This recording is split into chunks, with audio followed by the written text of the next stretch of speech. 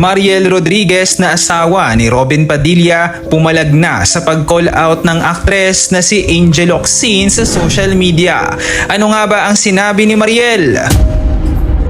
Para sa kabuuang ulat, alamin natin ang buong detalye.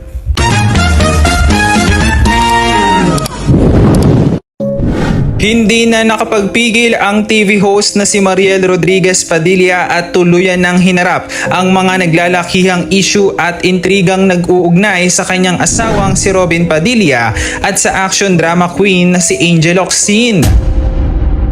Matatanda ang naging sentro ng matinding usap-usapan at tila nagkabanggaan ang dalawa sa social media dahil sa magkaibang pananaw sa mga sensitibong usaping panlipunan. Partikular na noong kasagsagan ng kontrobersya sa prangkisa ng ABS-CBN. Ang tila lumalalang tensyon ay naging mitya ng pambabatikos ng mga netizen kay Robin. Kaya naman gumawa ng ingay ang biglang pagpapakita ng asawa nitong si Mariel upang tapusin na ang mga espekulasyon. Sa halip na makipag-away, buong tapang ngunit may klase na ipinagtanggol ni Mariel ang kanyang asawa mula sa mga mapanghusgang mata ng publiko at mariing nilinaw ang totoong estado ng sitwasyon.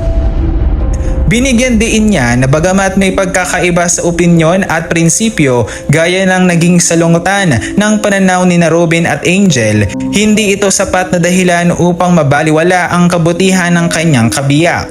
Ipinaalala ni Mariel sa mga kritiko ang mga tahimik na pagtulong at busilak na puso ni Robin sa likod ng kamera na nagpapatunay na walang malalim na personal na hidwaan sa pagitan ng mga ito kundi purong pagkakaiba lamang ng boses sa issue. Sa karagdagan ay naging usap-usapan din ang pag-unfollow ni Mariel Rodriguez sa Instagram kay Angel Locsin. Senyales na hindi sang-ayon si Mariel sa pag-call out ng aktres na si Angel sa kanyang kabiyak na si Robin.